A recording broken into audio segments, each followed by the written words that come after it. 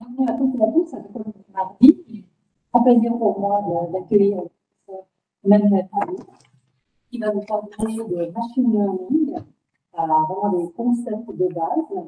Donc, le professeur Habib, un PhD du MIT en 2008. Auparavant, il avait fait un département de mathématiques de l'EPFL. Puis, il a été pendant de nombreuses années professeur à Princeton University, domaine des mathématiques appliquées, avec de l'ingénierie, c'est une fonction, c'est pas évident, mais il est vraiment dans le domaine mathématique de données idées de l'intelligence artificielle. Et il est actuellement, et depuis 2018, professeur de Mathematics Institute et School of Computer and Communication Science. Et puis, il a la chaire de mathématiques et sciences des données. Mathématiques des sciences des données. Mathématiques des sciences des données. Il a reçu de très nombreux prix prestigieux, reconnus international dans ce domaine. Merci pour l'invitation, pour l'introduction. C'est un plaisir de vous rendre visite. Ouais, pour vous parler donc de ces concepts. Aussi, je vais mettre un accent sur les applications médicales, les challenges qu'il y a dans ce domaine-là et les solutions actuelles. Vous m'interrompez quand vous voulez pour des questions. C'est pas évident lors d'une audience dans ce domaine de savoir juger correctement, donc n'hésitez pas à interrompre. C'est aussi donc, je vais commencer juste par, bien sûr, quelques applications qui ont eu du succès ces dernières années. Donc, difficile d'éviter ces termes, AI, machine learning, data science, un peu partout. Alors, peut-être que comme cloche a été donné par, en tout cas pour moi, ce qui m'a impressionné vraiment, c'était il y a 10 ans, quand Alpha,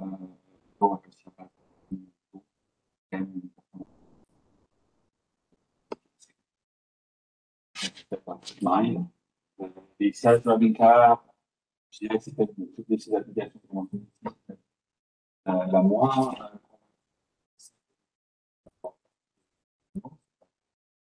il y a une déception, mais ça va arriver de plus en plus et on parle d'assistance.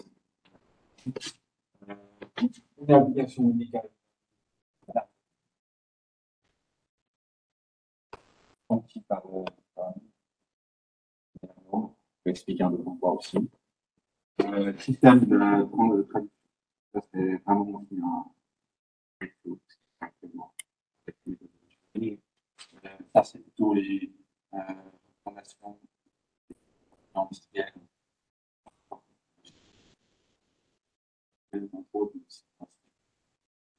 Pasteur ou leur public. Ça, c'est un exemple un peu différent. Avec les flèches, c'est des programmes qui apportent des nouvelles images.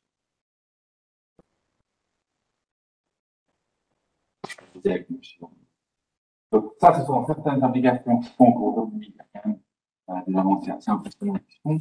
Pourquoi à ce moment-là? Donc, il y a des vendors. Donc, tout d'abord, le fait que un smartphone, Internet, les documents sont partagés en ligne. Training methods.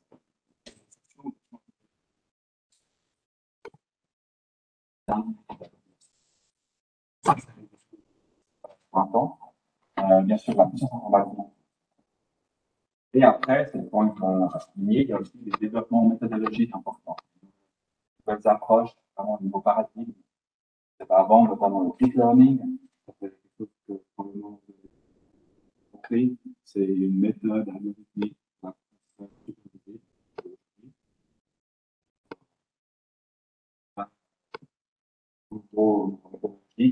Et toute l'analyse des données de réseau.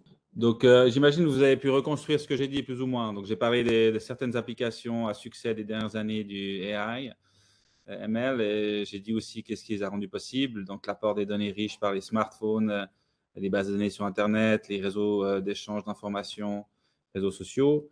J'ai dit qu'il y a aussi des apports méthodologiques nouveaux comme le deep learning et l'analyse des graphes.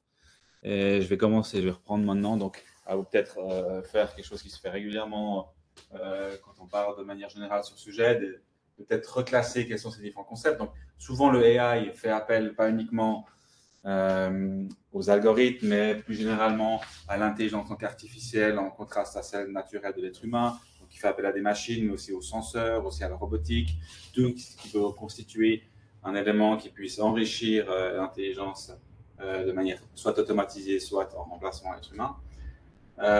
Ici, le machine learning, c'est un peu le cerveau de l'AI. Donc, en français, ça veut dire apprentissage automatisé.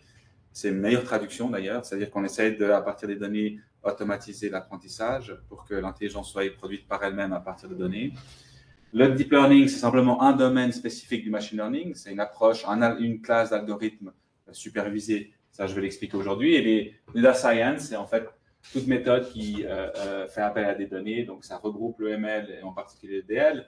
Ça peut aussi contenir, par exemple, d'autres éléments comme la compression de données. La compression de données, ce n'est pas du machine learning, on n'essaie pas d'apprendre, mais on essaie à compresser, ça fait partie de la science des données. Et en général, data science, il y a aussi l'aspect plus scientifique, comprendre les lois fondamentales, etc. Donc, le machine learning se sépare aussi en deux catégories. Après, il y a bien sûr aussi, on parle de ce qui se passe entre deux, mais pour simplifier, il y a ces deux catégories différentes. Le régime supervisé ou le setting supervisé où les données ont ces annotations, ces labels. Je vais vous donner un exemple dans une seconde. Et le régime non supervisé où on n'a pas les labels. Donc, un exemple, c'est que vous êtes par exemple en possession de deux types de fruits dans un supermarché. Vous voulez automatiser la reconnaissance de est-ce que c'est d'une pomme ou d'une banane avec une image. Vous cherchez de faire ça donc, de manière automatisée par un algorithme, par une machine. Une approche, c'est que vous allez tout d'abord demander à un être humain d'aller recueillir tant de bananes, les labelliser, les annoter en tant que bananes, faire de même pour des pommes. Donc, voici le jeu de données. Il y en a un peu plus. Et maintenant, le but, ça va être, à partir de ça, vous regardez ces données, vous essayez de trouver des bonnes représentations, features de ces données pour identifier quelle est la meilleure manière de prédire, peut-être en utilisant la couleur, peut-être en utilisant des features sur les feuilles, etc. Et quand vous voyez une nouvelle pomme que vous n'avez encore pas vue dans votre training set, donc ça, c'est des données qui n'appartiennent pas à cette personne qui a préparé l'algorithme, vous voulez prédire de manière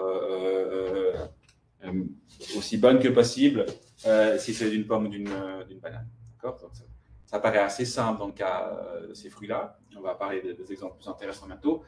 Le cas non supervisé, vous n'avez pas les labels. Donc, vous êtes un martien, vous arrivez sur Terre, vous faites face à des fruits et vous cherchez à comprendre est-ce qu'il y a des fruits différents ou est-ce que tous les fruits sont les mêmes. Alors, bien sûr, il n'y a pas de miracle. Si vous n'avez aucune information à leverage, vous ne pouvez pas, out of nowhere, deviner qu'il y a deux fruits. Tous les fruits sont différents, toutes les images sont différentes. Donc, même dans l'apprentissage non supervisé, vous avez toujours quelque chose qui est un peu supervisé. En l'occurrence, dans le clustering, par exemple, vous avez une notion de comparaison. On pourrait dire ces deux fruits sont plus différents que ces deux fruits. Il vous faut quelque chose comme ça pour pouvoir construire. Et donc, si vous avez une métrique de comparaison, vous allez pouvoir après retrouver, par exemple, qu'il y a en effet deux classes de fruits dans un tel jeu de données. Mais on n'a pas donné les annotations a priori. Donc ça, c'est deux illustrations des deux grandes classes du machine learning. Alors, les méthodes que vous utilisez peut-être déjà, qui appartiennent typiquement à unsupervised, donc, comme mentionné, c'est tout ce qui est clustering, détection de communauté. Il y a aussi tout ce qui est les méthodes de dimension, de réduction de dimension, PCA qui est très populaire, ICA et toutes les variantes, et les manifold learning, les segmentations d'images, ce sont des méthodes supervisées, non supervisées. Récemment, il y a ces GANs, je ne sais pas si ça vous parle, les Generative Adversarial Networks, qui sont utilisés pour générer des données. Ça, c'est quelque chose dont je vais toucher un mot. Ici, dans le domaine supervisé, c'est vraiment méthode classique de classification, régression linéaire, non linéaire, et bien sûr le deep learning, donc cette nouvelle méthode qui est le centre de la présentation d'aujourd'hui. Alors, je vais reprendre maintenant avec un peu plus de détail l'aspect supervisé. C'est vraiment, là, aujourd'hui, on va se pencher sur ça essentiellement, de manière un peu simplifiée toujours et aussi de manière un peu comme cela a été fait dans les dernières décennies avant le deep learning. Il faut savoir que vous avez donc votre jeu de données. J'ai utilisé plus pour les pommes et moins pour les bananes. Ça, c'est la notation. Vous allez chercher donc à construire votre algorithme qui va prédire si c'est une pomme ou une banane.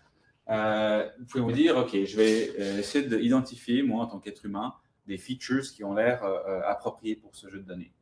Donc, quelle serait une feature qui vous semble appropriée pour essayer de distinguer des pommes et des bananes? Une première chose qui paraît quand même assez importante, c'est que les bananes sont toutes jaunes. Donc, a priori, le nombre de pixels jaunes devrait être un bon feature à sélectionner. Donc, on peut prendre le nombre de pixels jaunes. On peut aussi prendre un feature qui regarde à quel point l'image ou le fruit est rond. Donc, ça, il faut le définir maintenant. Le roundness, ça doit être fait avec une certaine mesure, mais passons les détails. Donc, vous avez ces deux dimensions. Ça, dans un cas si simple, ça pourrait déjà être assez discriminatoire. Donc, vous représentez maintenant chacun de ces fruits dans ces deux features que vous avez définis. Et vous allez chercher maintenant à généraliser donc une séparation de tous les fruits possibles qui apparaîtraient dans ces deux dimensions. Donc ici, par exemple, j'ai choisi 7 séparations. Et je vais dire qu'à l'avenir, tout ce qui se trouve dans cette région-là, c'est une pomme, et ici, c'est une banane. Donc ça, c'est exactement l'algorithme supervisé. C'est simplement d'avoir défini tout d'abord des features et ensuite une règle pour prédire si maintenant je vois des nouveaux fruits, donc un nouveau jeu de données qui n'était pas utilisé au training, donc dans la conception de l'algorithme, dans le développement de l'algorithme. Si je vois des nouveaux fruits et que j'utilise ma règle qui a été donc définie à partir de mon training set, j'espère que j'ai un nombre maximal de réponses correctes.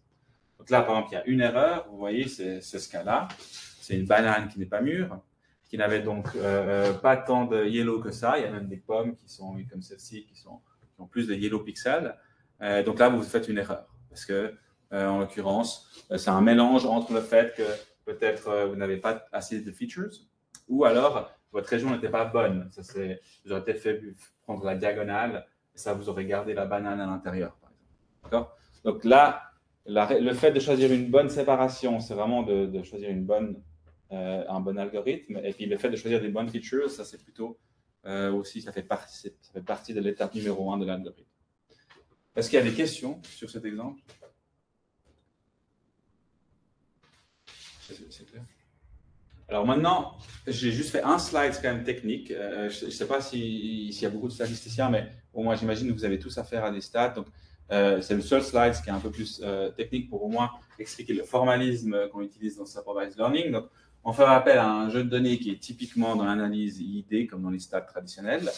Par contre, la distribution des données dans le machine learning, on part du principe qu'on ne la connaît pas du tout. Donc, c'est très différent des stats usuels. On aura une distribution qui a des propriétés, et puis on cherche après à construire des intervalles de confiance. On a des théorèmes centrales limites. Toutes ces choses-là, typiquement, n'apparaissent pas directement. Il y a une distribution qui est absente pour le design de l'algorithme.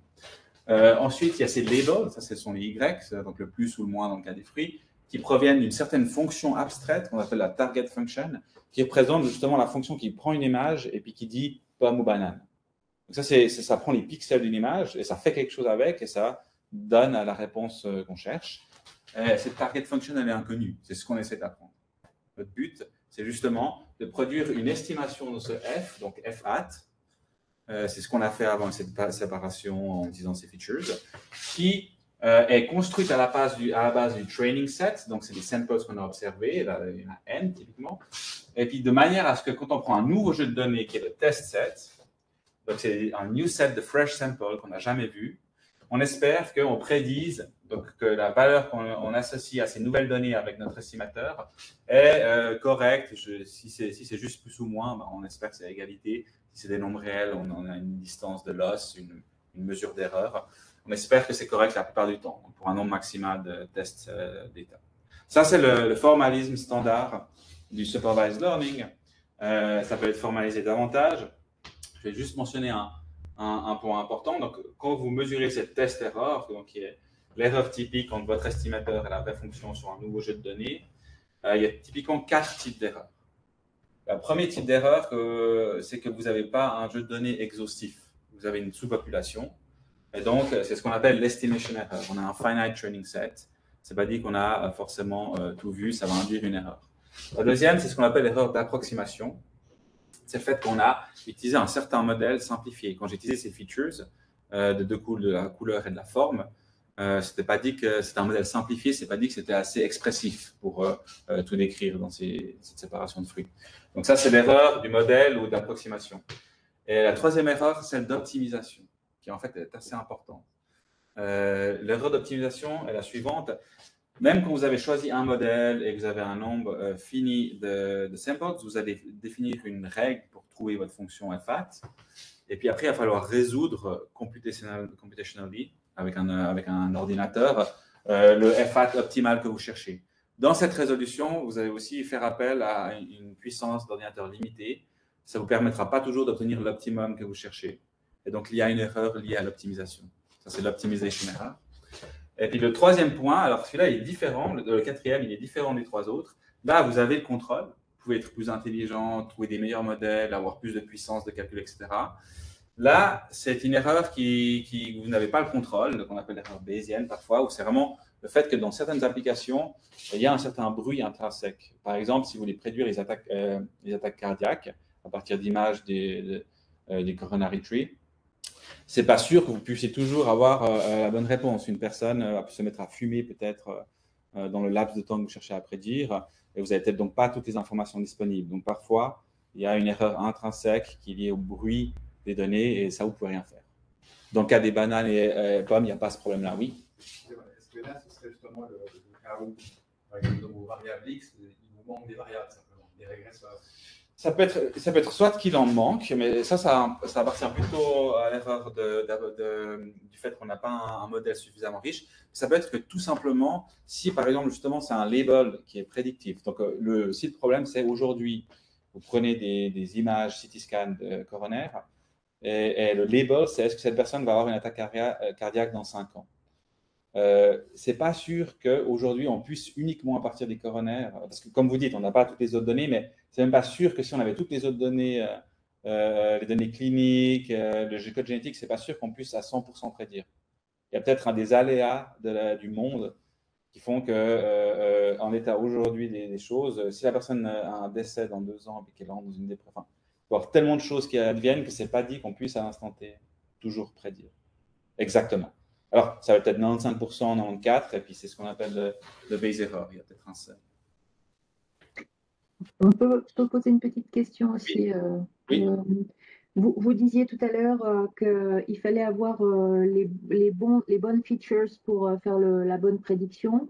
Donc ça, c'est dans la calibration du modèle ou c'est déjà avant même d'envisager la modélisation, enfin la calibration, il faut avoir identifié dans la littérature ou je ne sais pas comment, par knowledge base, les meilleurs paramètres du modèle potentiellement. Et puis deuxième question, quand vous parlez de l'approximation error, c'est justement la calibration, ça ou pas? Tout à fait. C'est le fait que vous choisissez je commence donc par votre deuxième question. C'est le fait que vous choisissez un modèle qui n'est peut-être pas assez expressif, assez complet. Ça, c'est l'approximation error. Et oui, la réponse à votre première question, c'est en effet, le choix des features fait partie du choix du modèle ou du choix de l'algorithme généralement. Donc, votre algorithme, il doit, identifier des features et 2, savoir quoi faire avec ces features. Donc, le cocktail, comment vous allez combiner ces features, et tout ça, on le voit comme étant partie intégrale du choix du modèle ou de l'algorithme. C'est le même. Ok. Merci beaucoup. Je vous en prie. Ok, donc maintenant, le cœur de l'activité pour un chercheur en ML, c'est justement de comprendre comment créer cet estimateur de fonctions, donc comment dessiner cet algorithme, donc à la fois les features et le cocktail. Donc, comme j'ai pris avec l'exemple des fruits, cet exemple, donc simplifié parce que c'était une tâche élémentaire, mais ça a été un peu l'approche usuelle des dernières décennies jusqu'à environ 2011-2012, à savoir où, par exemple, en computer vision, parce que beaucoup de machine learning, ça a quand même à faire avec des données d'images, je vais aussi discuter ça plus tard, au-delà des images, mais donc, le computer vision field, pendant des décennies, a cherché à trouver comment créer des features à partir d'images qui sont pertinentes en utilisant tout type de ridge, de corner, texture, etc. Pour après utiliser un modèle en suivant le principe du Occam Razor. Donc, pas trop complexe, un modèle linéaire sur des bonnes features. Donc, l'approche traditionnelle, c'était être intelligent et knowledge-based pour la création des features. Et après, utiliser un modèle relativement simple qui puisse prédire à partir de des features. Ensuite, il s'est passé quelque chose en 2011-2012. Il y a une compétition en computer vision qui s'appelle ImageNet Challenge où chaque année, ils ont donc une base de données disponible avec beaucoup de données. D'ailleurs, c'est une base de données qui s'est agrandie. Hein. On parle de dizaines de millions d'images maintenant, même plus. Où c'est vraiment la même chose que les pommes et les bananes, mais avec 5, je crois qu'il y a je ne sais plus combien de classes, des milliers de classes d'images. Donc, là, j'ai pris des classes simplifiées. Il y a même différents types de papillons, etc. Donc, c'est quand même des tâches bien plus complexes que pommes et bananes. Mais c'est un problème de classification d'images. Et là, ce qui s'est passé en 2012, c'est qu'il y a un nouveau paradigme qui est entré en jeu. Et l'idée, ça a été d'arrêter d'essayer d'avoir des features que nous, les êtres humains, pensons être des bonnes features, de les dessiner, de les handcraft à la main, mais de laisser l'algorithme lui-même choisir ses features. Donc là encore, il faut partir de quelque part. Il faut quand même, on ne peut pas juste, un algorithme, c'est que dans la science-fiction, les robots font les choses par eux-mêmes. Là, on doit dire quand même où commencer. Et où commencer, ça a été avec les réseaux de neurones. Donc, ils ont repris les structures des réseaux de neurones. C'est une classe de modèles que je vais définir bientôt. Mais ils ont fait deux choses en plus. Donc, non seulement ils ont pris des réseaux de neurones qui existaient depuis les années 80 ou même avant, mais ils les ont over-parameterized, à savoir qu'ils ont mis énormément de paramètres libres, plus que le nombre de données, ce qui a priori est une règle à éviter dans les méthodes traditionnelles, parce qu'on a le risque de overfit. Mais ils ont quand même fait ça, ils ont rajouté beaucoup de paramètres, ça c'est le deep learning, et ils ont laissé donc la machine par elle-même chercher ses features sans les mettre manuellement. C'est ce qu'on appelle le black box learning. Donc, à la place d'utiliser du knowledge, on laisse le réseau se chercher ses features. Donc, qu'est-ce que c'est les réseaux de neurones? C'est simplement ça. On prend un input, qui soit un vecteur, soit une matrice, donc une séquence de nombres réels, qui va représenter, dans le cas de l'application d'image, simplement les pixels d'une image. Okay? Donc, imaginez une grille de pixels, et vous les présentez, vous les mettez soit en format matriciel ou vectoriel. Ensuite, vous allez simplement concaténer les opérations suivantes. Vous commencez par une transformation linéaire. Donc, vous multipliez ce vecteur par une matrice. Donc, A fois X. Et après, vous appliquez sur chaque sommet noir une fonction d'activation qui est simplement une fonction non linéaire. Par exemple, comme ceci, là, ce type de arctan ou sigmoïde, ou des fois, vous pouvez même utiliser une fonction d'activation très simple où si le chiffre est négatif, vous le mettez à 0, et s'il est positif, vous le laissez à lui-même. Ça, c'est la ReLU. Donc ça, c'est la fonction linéaire qui a agi sur chacun des sommets, sur chacune des composantes du nouveau vecteur, et vous itérez ça. Nouvelle fonction linéaire, nouveau produit matriciel, et de nouveau des activations à chaque sommet, ainsi de suite. Ça vous produit un output, un label, que vous pouvez arrondir si vous voulez que ce soit juste de valeur comme dans le cas des fruits, mais c'est exactement ça qu'est votre FAT. Donc, votre classe de fonctions que vous allez produire avec votre algorithme sera une fonction qui est produite à travers cet enchaînement de matrices et d'activation. Donc, c'est ça le réseau de neurones. Comme vous voyez ici, on n'a pas choisi de tout de features. Hein. On n'a pas vraiment défini, regardé la couleur, regardé la forme. On a juste introduit des pixels, une matrice de pixels dans ce réseau qui va faire ce mixing. Deep Neural Network, ça veut simplement dire qu'il y a beaucoup de couches. Vous faites beaucoup d'itérations de ce processus. Souvent, Deep, maintenant les modèles ils sont dans tous les sens grands. Ils sont larges, ils utilisent des milliers parfois de couches, il peut y avoir des millions de paramètres, donc c'est juste des énormes modèles. L'architecture du réseau, ça c'est important, c'est le fait que vous n'allez pas mettre forcément des matrices pleines ici, vous allez choisir des matrices qui ont une certaine structure, comme une structure convolutionnelle ou Toeplitz ou autre. Et ça, c'est le choix de l'architecture. Quelles sont la structure des matrices que vous choisissez et aussi le choix de l'activation. Ça fait partie du choix de l'architecture. Donc ça reste quelque chose que l'être humain fait. C'est juste beaucoup moins détaillé que choisir les features. C'est juste, OK, on va mettre des structures convolutionnelles Et puis on va choisir une activation comme ça. Mais après, tous ces paramètres, les poids qu'il y a sur ces connexions, donc les entrées des matrices, ça, vous ne choisissez pas. Et donc maintenant, comment est-ce que vous allez train le modèle à partir des données pour quand même à la fin, on veut choisir parmi tous les FAT qui sont encodés par ces réseaux de neurones, on veut un qui, on espère, prédise bien. Donc là, le paradigme dominant du deep learning, c'est d'utiliser gradient descent. L'approche, c'est la suivante. Alors, je ne vais pas rentrer dans les détails. Je vais juste dire de manière high level avec cette représentation.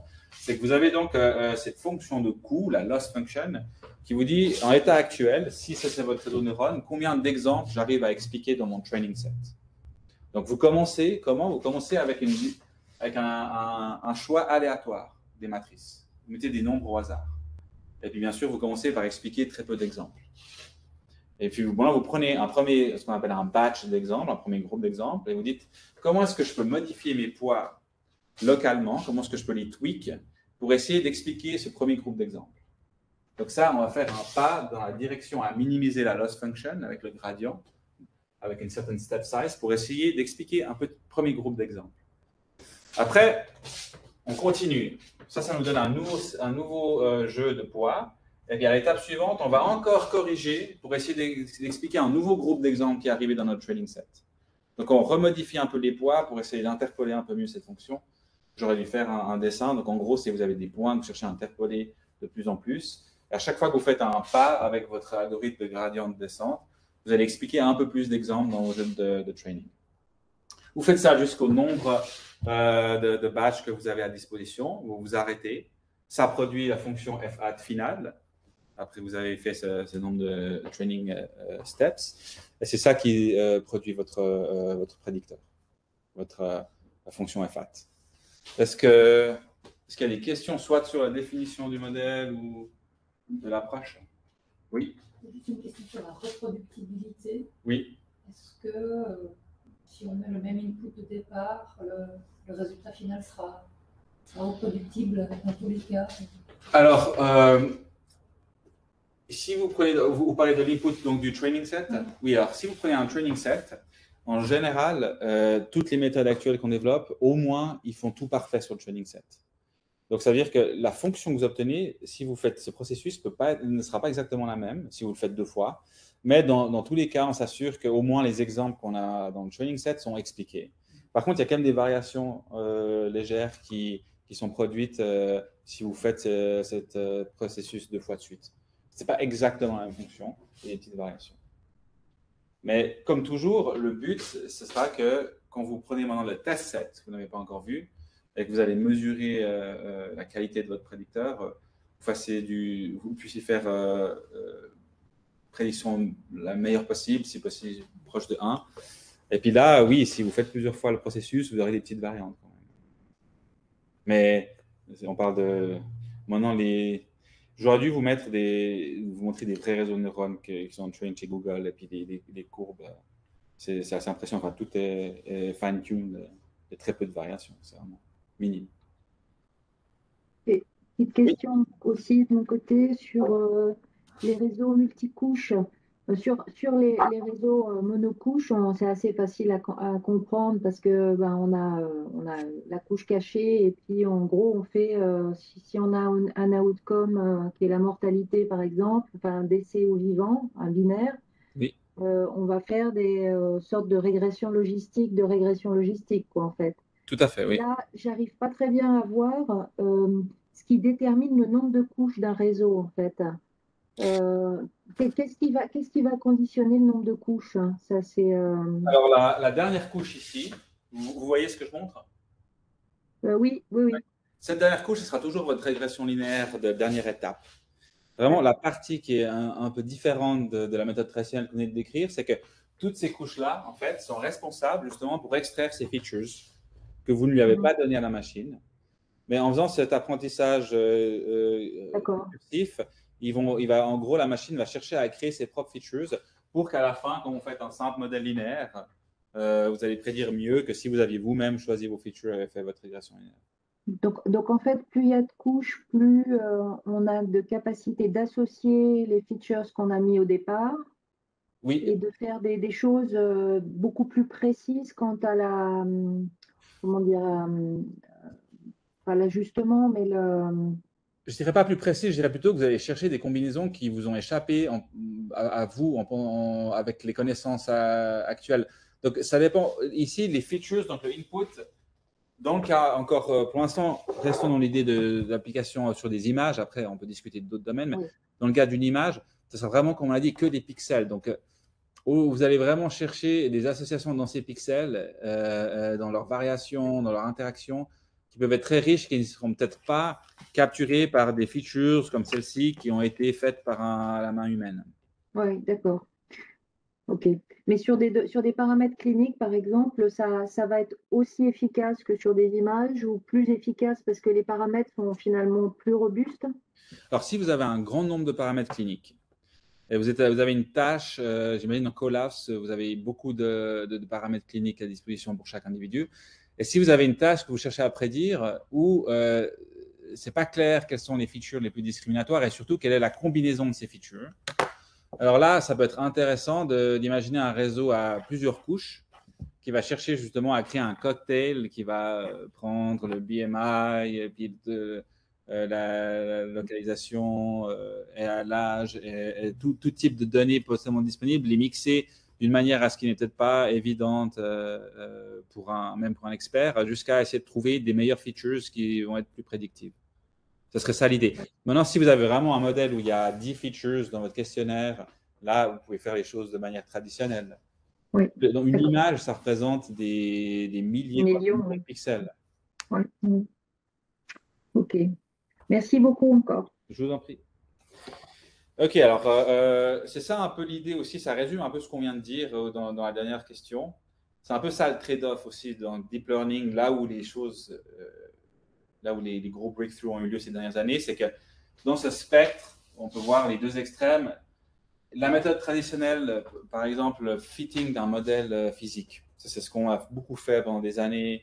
Le PFL, il y a des labos entiers qui ont des modèles physiques, par exemple pour le sang, fluid mechanics, vous résolvez Navier-Stokes avec des conditions de bord, vous utilisez après, à partir de votre modèle physique, vous avez peut-être quelques paramètres à fitter, il faut quelques conditions de bord, une dizaine de paramètres au plus, mais vous avez beaucoup de knowledge qui vient du modèle physique de la mécanique des fluides. Ça, c'est l'approche dans cet extrême du spectre. Là, vous fittez ces quelques paramètres sur vos données. Et puis après, votre knowledge vous dit que le stress, le Walsh stress, ou une certaine mesure, doit être prédictif pour savoir s'il y aura une attaque. Et vous utilisez ça pour prédire. Ça, c'est un peu la méthode tout à gauche. Le deep learning, c'est plutôt, oublions la physique, oublions tout concept de base. On prend juste un CT scan. Il nous faut beaucoup de données. Alors, c'est là le trade-off. Là, il nous faut moins de données parce qu'on met beaucoup de savoir dans le modèle. Là, on a besoin de données car on va prendre un énorme modèle qui va lui-même chercher ses features. Mais il ne peut pas faire ça si on a un petit jeu de données parce qu'il y a beaucoup trop de paramètres, il ne saura pas où commencer. Donc, il faut un gros jeu de données, il faut aussi des good labels, beaucoup de paramètres, et ça, c'est le régime du deep learning. Donc, c'est ça un peu, ça marche spécialement bien quand il y a beaucoup de données. Ce que j'appelle good labels, c'est pas trop bruité. Aussi, ça, c'est quelque chose dans les milieux médicaux qui est récurrent comme problème. C'est que par chance, certains événements comme la mortalité ne vont pas être dominants. Donc, on va se retrouver avec des jeux de données, même une population de 10 000 personnes. Par exemple, si on cherche un infarctus, il y en aura quelques centaines uniquement. Il n'y en aura pas, comme dans le cas des images, on ne va pas avoir 1 million d'images avec 500 000 de l'un type et 500 000 de l'autre type. Donc, il y a cette imbalance qui peut être problématique. Il faut quand même savoir comment choisir son architecture. Donc, je vais en parler un tout petit peu. Et puis, c'est vraiment là qu'il y a eu des gros breakthroughs, images et textes. Et puis maintenant, on commence à entrer dans des applications différentes. Ok, donc ça, c'est les deux low-hanging fruits dans le domaine médical qui ont bien marché. Vous pouvez comprendre pourquoi. C'est parce que la rétine d'un glaucome, on peut la prendre avec des appareils non invasifs. Donc, ça peut être scale-up pour atteindre le régime à droite du deep learning. Le mélanome, encore plus facile, on peut le faire avec un iPhone. Donc, c'était très facile d'avoir des données. Et donc, ça, c'était l'application parfaite pour deep learning. Images en grand nombre, bon label, donc, mélanome, cancéreux ou pas, etc. Maintenant, je voulais vous parler justement de ce qu'on ne parle peut-être pas assez souvent dans mon domaine, c'est les problèmes avec cette approche, les difficultés, et qu'est-ce qui se passe actuellement pour résoudre ces problèmes. J'ai combien? À peu près 10 minutes Ok. Donc, le premier problème, bien sûr, c'est le fait que le miracle de cette black box approche qui permet de trouver des nouvelles features qui nous échappaient, puis de tout automatiser, c'est que c'est black box. Donc, on ne sait plus trop ce que fait l'algorithme. Ça, c'est le problème de l'interprétabilité ou explainability, qui, bien sûr, notamment dans les applications médicales, n'est pas trivial. Et ça implique aussi des conséquences sur la responsabilité, les aspects légaux. Donc, ça, c'est quelque chose qui est un domaine très actif pour essayer d'aller chercher dans la boîte noire. Donc, une fois que vous avez train, vous avez un réseau de neurones avec beaucoup de couches, beaucoup de paramètres qui produit de manière incroyable la réponse sur des nouvelles données. Donc, c'est super. Maintenant, vous devez aller chercher, essayer de comprendre qu'est-ce qu'il fait, si vous voulez parfois essayer d'implémenter. Donc, ça, c'est un premier point. Il y a des techniques qui se font, il y a ces heatmaps qui vont chercher dans l'image les régions que le réseau de neurones se focalise, où il se focalise. Ça ne marche pas toujours bien si par exemple vous avez des angiographies. Votre heatmap, ça va être sur des lésions.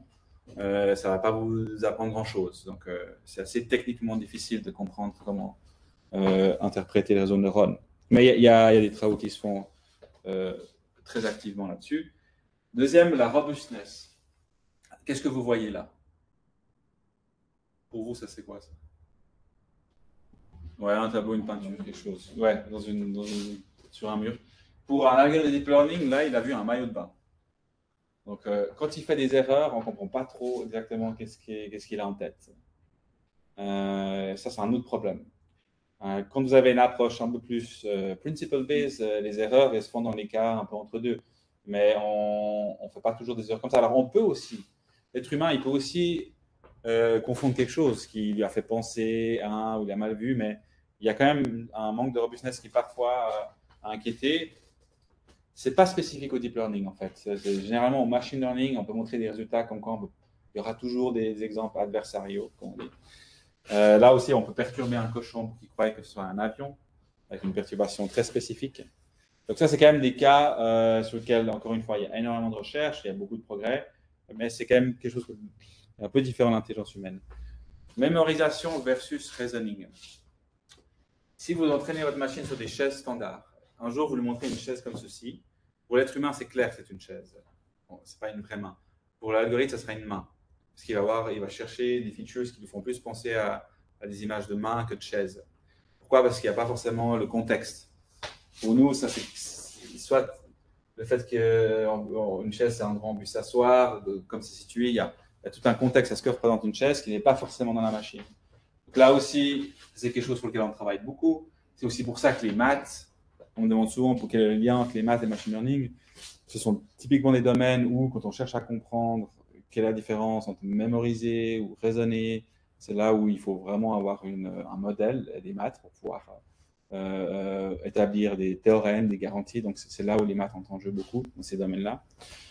Ensuite, les shortcuts, ça c'est aussi important. Si vous cherchez pour les self-driving cars à apprendre à une machine à s'arrêter, si par exemple vous avez pris des photos dans des situations où elle devrait s'arrêter, c'est-à-dire stop, et puis d'autres photos elle ne devrait pas, si vous avez mis des photos où il y a chaque fois les feux rouges sur les voitures parce qu'elles sont arrêtées devant vous, l'algorithme va directement mettre un feature là-dessus puis s'arrêter là. Il ne va pas comprendre que c'est une situation où il faut s'arrêter, il va juste détecter lumière rouge arrêtée.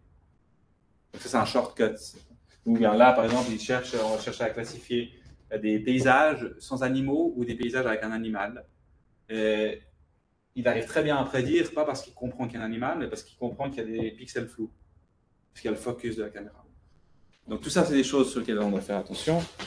Le choix de l'architecture, on sait qu'il y a des architectures qui marchent pour des applications, mais qui ne marcheront pas pour d'autres applications. Donc on a plein de compréhension sur les images et le texte, même les vidéos. Dans les domaines médicaux, ça reste quand même un domaine où il faut développer une architecture qui soit judicieuse. Ça fait appel quand même à l'expertise. Et puis, il y a des exemples de fonctions qu'on ne peut simplement pas apprendre avec ce paradigme à cause du gradient descent. J'ai pris un exemple là, c'est des images où il y a un nombre pair de points et puis un nombre impair de points. Ça, ce n'est pas une association où il y a des features locales qui vous permettent à l'algorithme de séparer les deux. Il faut faire un raisonnement, il faut compter qu'il y a un nombre pair ou impair de points. Là, le deep learning n'arrive jamais à apprendre ça. C'est une limite fondamentale. Voilà, donc ça, c'est quelques exemples. Le dernier, c'est là que je voulais finir avec les 5-10 dernières minutes. 5, c'est les applications médicales. Donc là, le problème principal, ça reste que les données sont bien plus petit nombre. On n'a pas ces millions de données typiques avec des labels évidents. On sait pourquoi. Et je voulais quand même mentionner qu'est-ce qui se fait vraiment récemment dans le domaine médical qui nous permet d'avoir quand même des résultats prometteurs. Et ça fait appel à un peu plus, bien sûr, de méthodologie. J'en parle en même temps, je profite pour vous parler de cette collaboration qu'on a avec le CHUV qui est en train de s'étendre avec Unisanté, qu'on appelle Cardia, IA pour intelligence artificielle. Ça a été développé principalement avec Olivier Muller. On a à peu près un peu plus qu'une vingtaine. Il y a maintenant David Nanchen, aussi Julien Rocher avec qui on parle régulièrement. L'idée, c'était simplement de prédire justement les maladies cardiovasculaires à partir des différentes modalités. On s'est dit, vu que le deep learning marche bien sur les images, commençons par les images. Essayons de voir ce qu'on peut prédire. Notamment, on s'est penché sur l'infarctus à partir d'images. Alors, le premier résultat, je vous en parle un peu. Après, je vous dis les techniques qui s'utilisent dans ce genre d'application. Alors, ce qu'on a fait, c'est qu'on a pris une base de données du CHUV qui fait appel à une centaine de patients dont on sait qu'il y a eu un infarctus. Et ce sont des patients où il y avait eu une coronographie un certain nombre auparavant, avant l'infarctus. Et donc, il y a la possibilité d'avoir une image comme celle-ci, où on sait, grâce au fait que le patient est revenu pour l'infarctus, on sait qu'il y a eu une lésion qui est donc dénotée culprit, qui a induit l'infarctus.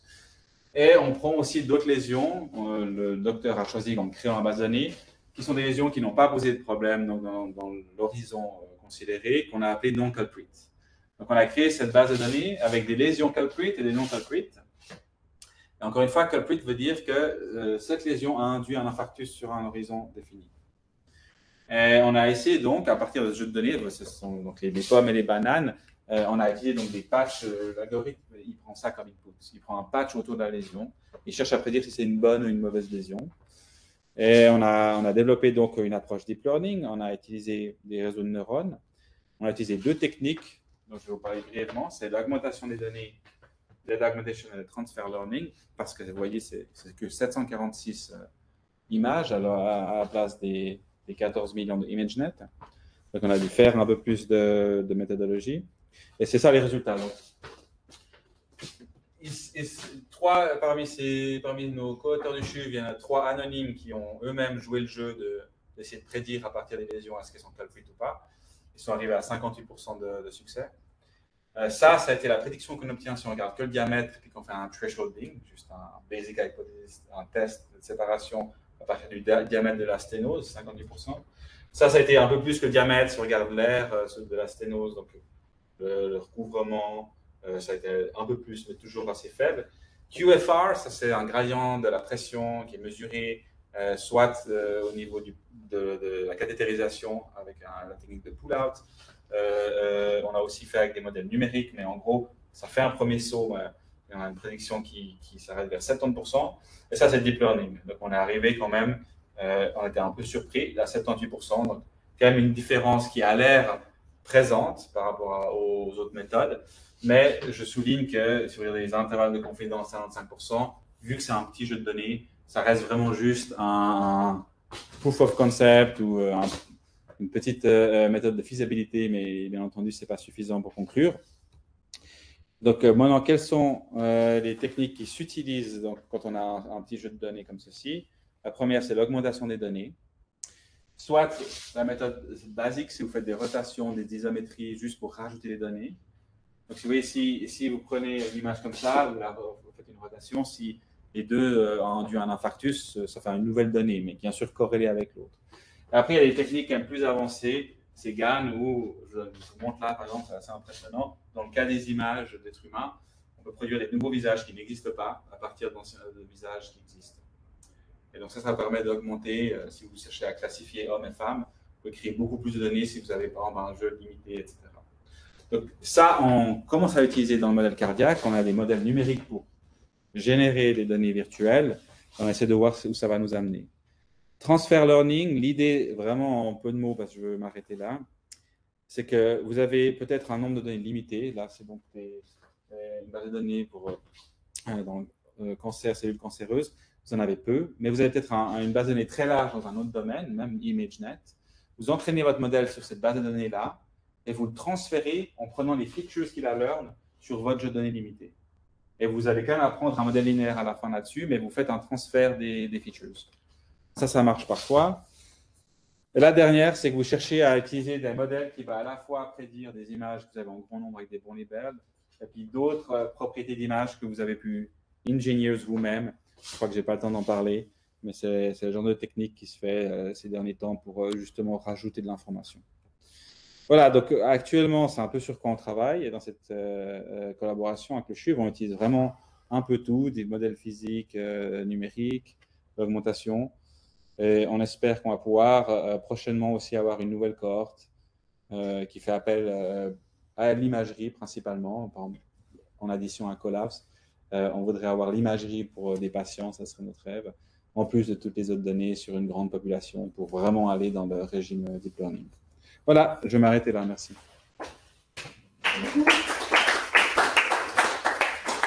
Merci beaucoup, Emmanuel, pour cette présentation très claire et très intéressante. Je ne sais pas s'il y a des questions.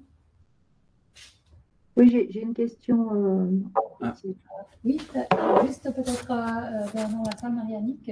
Oui, mais c'est juste, je signale pour. Parce que... Non, vas-y, Patrick. Pose ta question. Oui. Alors, merci pour cette présentation très claire.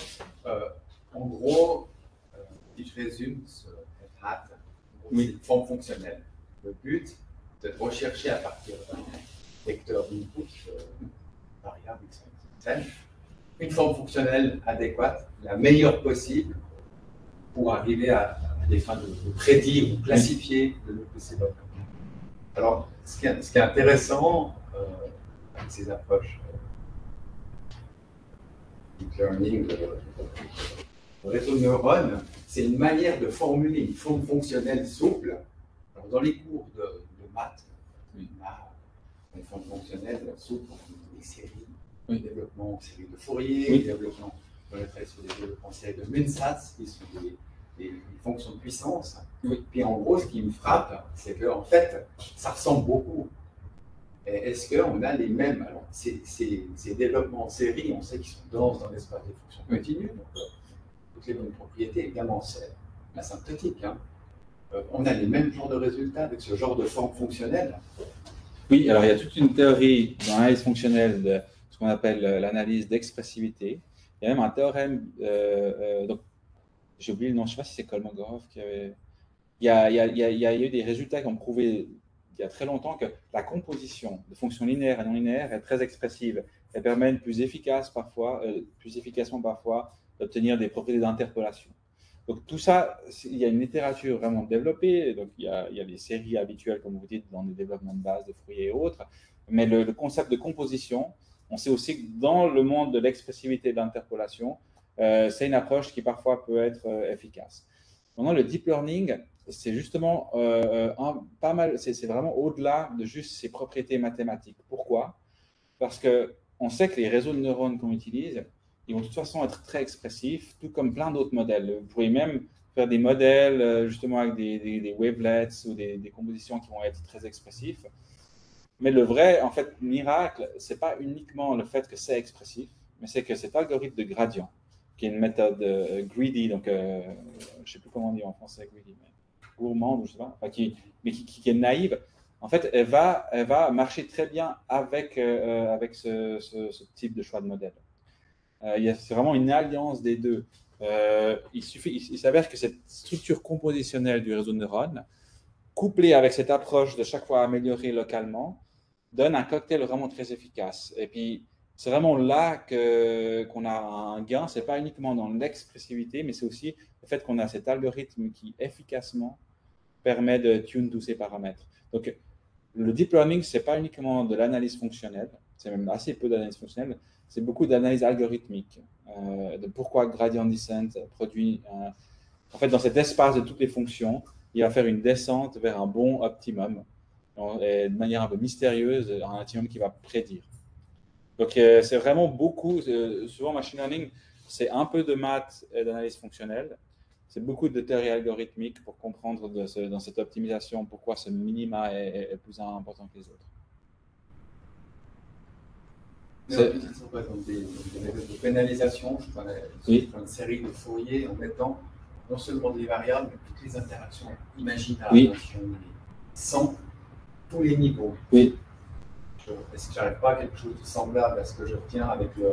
Ce sera probablement tout aussi expressif que les réseaux neuronales, dans le sens où la classe des fonctions que vous couvrez avec tous ces paramètres, pour une application spécifique, devrait être aussi bonne et aussi complète que les réseaux neuronaux. Par contre, maintenant, vous allez devoir train votre modèle, si vous prenez ce modèle que vous venez d'écrire, à partir de données. Et là, il va falloir que vous définissez comment vous choisissez vos paramètres libres. Et puis là, actuellement, beaucoup de gens ont essayé de faire mieux que des réseaux de neurones et le gradient descent. Personne n'a réussi à trouver une combinaison au training qui marche aussi bien. Une méthode de gradient ne marcherait pas bien? Non. Si les gens ont essayé ça justement avec des transformés de Fourier généralisés, et ils n'ont pas réussi à avoir avec le gradient descent des résultats similaires. Ça parle dans tous les sens. En fait, le keyword, c'est qu'on parle de ce qu'on appelle le algorithmic bias. En fait, gradient descent, dans cet espace de toutes les fonctions que vous pouvez choisir, gradient descent, il choisit une trajectoire très spécifique. Et cette trajectoire, dans le cas des réseaux de neurones, a un biais vers des fonctions qui sont celles qui nous intéressent dans ces applications-là. On ne sait pas pourquoi, ça c'est un grand mystère. Enfin, on a des TRM, c'est ce qu'on fait à l'EPFL dans mon groupe, on essaie de prouver quand ça marche, quand ça ne marche pas. Quand vous choisissez une autre paramétrisation pour ces données, pour ces applications-là, la trajectoire, donc le biais de l'algorithme, n'est pas toujours la bonne. Il va atterrir vers une fonction finale qui ne va pas toujours généraliser. Oui, qui va s'arrêter dans un optimum local qui n'est pas le bon, parfois. Ouais. Il y a de nombreuses questions. Ah oui, pardon. Alors, Jean-Pierre Gobril, bonjour. Est-ce que vous avez essayé de donner au modèle les données brutes, par exemple des images médicales, et voir si les features autodétectées sont pareilles aux features médicales établies par la communauté médicale? Alors, on essaie de voir quelles sont les features qu'on a appris dans ce modèle. Attendez, je vais remettre. Mais comme je vous disais, c'est assez compliqué à aller chercher. Ma souris a disparu. C'est assez compliqué d'aller chercher quel est le features que l'algorithme crée. Voilà. Donc, on sait qu'il se concentre sur la lésion. On en arrive à voir ça, mais on n'arrive pas à avoir beaucoup plus que ça. Donc, ça, c'est exactement la complication du black box. C'est qu'on a un modèle qui prédit bien, mais on ne sait pas ce qu'il va chercher exactement. Quelle combinaison dans les pixels, dans la texture, il va chercher. On essaie de faire un peu plus que ça maintenant.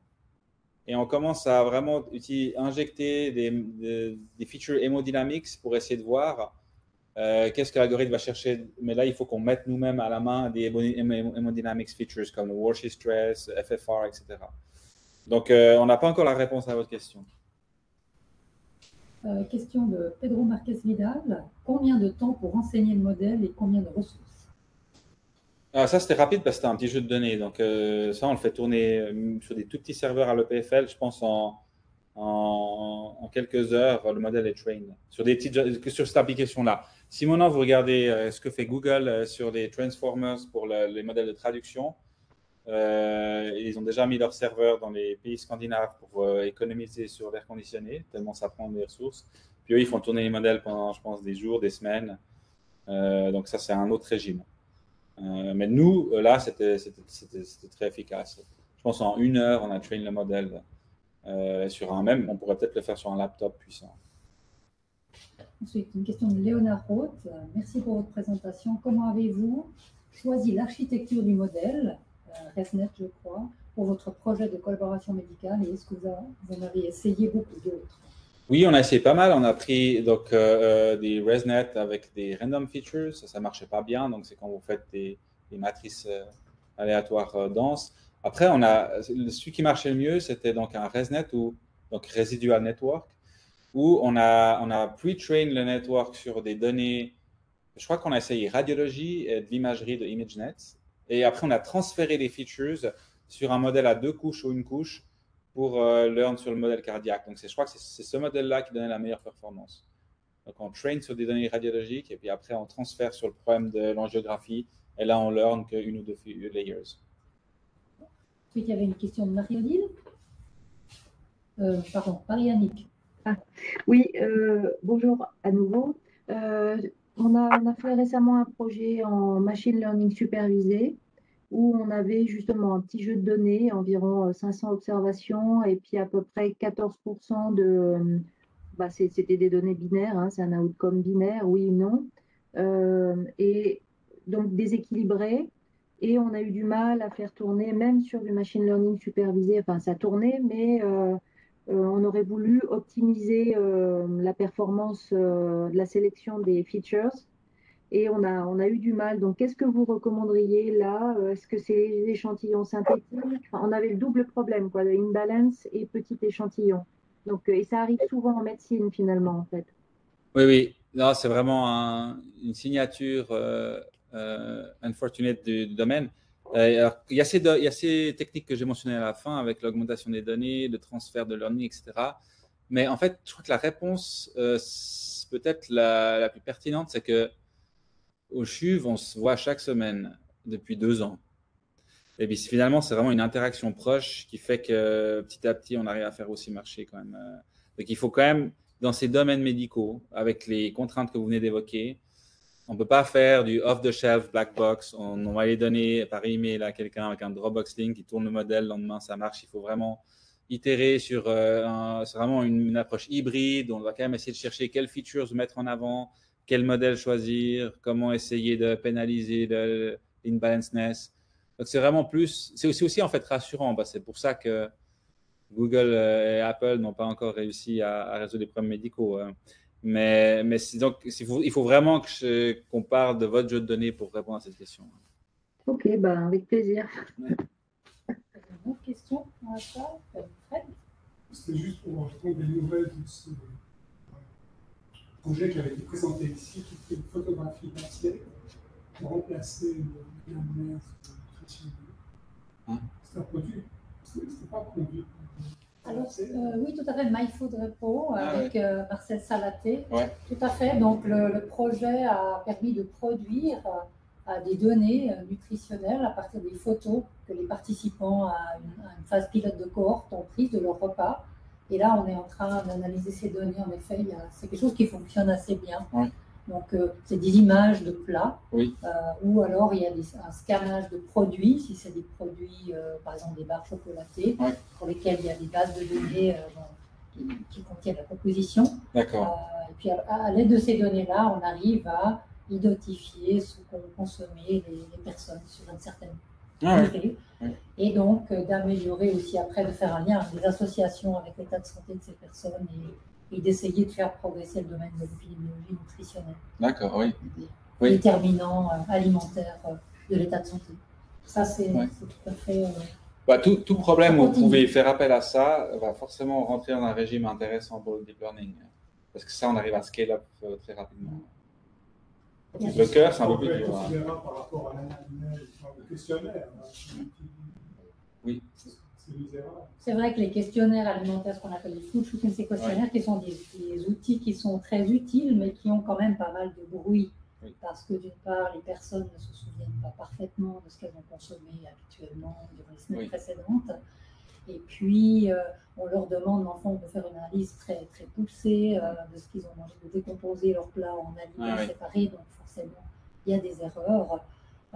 Et puis, ça ne nous permet pas de capter toute la palette des produits qui ont été consommés par les gens et pas non plus de bien comprendre le niveau de transformation des produits qui sont consommés. Et on sait, sur la base des études récentes dans le domaine, que la transformation des aliments joue un rôle aussi important sur l'impact sur la santé. Pas juste la composition, le fait de manger des carottes, par exemple, mais le fait de manger des carottes qui ont été transformées, auxquelles auront été ajoutés des additifs alimentaires, peut-être des carottes qui auront poussé dans des sols pollués. C'est pas la même chose qu'une carotte qui aura été cultivée dans des conditions parfaites, non polluées. Donc ça, c'est des choses qui sont un peu plus difficiles à capter. D'ailleurs, on a aussi cette limitation dans les images des aliments. Par exemple, il est très difficile d'identifier le contenu en sel d'une sauce. La même couleur, la même apparence externe peut contenir des quantités plus ou moins grandes de sel, par exemple. Et ça, c'est un des défis Oui. auxquels Après, il y a, la question de méthode. j'ai aussi en machine learning, on parle de multimodal learning, c'est quand on fait appel à deux modalités différentes. Donc, on a une photo, on a peut-être un texte qui décrit. Donc, et là aussi, donc, il y a beaucoup de recherches qui se fait actuellement sur comment combiner plusieurs modalités. Et souvent, ça revient à apprendre des représentations qu'un réseau de neurones va combiner. Il y a des domaines où ça se fait très bien dans l'imagerie avec des textes. Il y a des photos où les gens ont une petite description. Et il y a des modèles maintenant qui utilisent la photo et la description. Et cette combinaison a donné des résultats bien meilleurs par rapport à la robustness. Parce que si le problème que j'ai décrit avant avec ces photos, ou là, donc, si maintenant, là, le maillot de bain, si vous aviez un texte qui disait maillot de bain, ça résout vite le problème. Ou là, s'il y a un texte qui dit ça, c'est un cochon. Et même si on perturbe l'image avec des pixels bien choisis, le texte, lui, on ne peut pas trop le perturber. Donc, ça aide de combiner différentes modalités. Mais, comme toujours, quand on combine les modalités, on augmente la complexité algorithmique. Ça fait appel, il faut pas mal de. Il faut être careful après dans son choix de modèle. Ce que l'équipe de Marcel Salaté a utilisé, ce sont des annotateurs. Ah oui. Par exemple, par ici un café, une image de café noir, la personne doit préciser c'est la rajouter du sucre. Ah oui. Donc, évidemment, ça rend le système beaucoup plus intelligent, Oui. cette combinaison d'annotation humaine. Oui. Mais évidemment, après, le coût d'acquisition Ouais, de il y a cette un trade-off, information ouais. est augmenté forcément. Donc, il y a des personnes physiques qui doivent Oui. passer des heures à annoter les images. Parfait, je crois qu'on va s'arrêter là. Merci beaucoup encore, Emmanuel, Merci. pour cette magnifique présentation.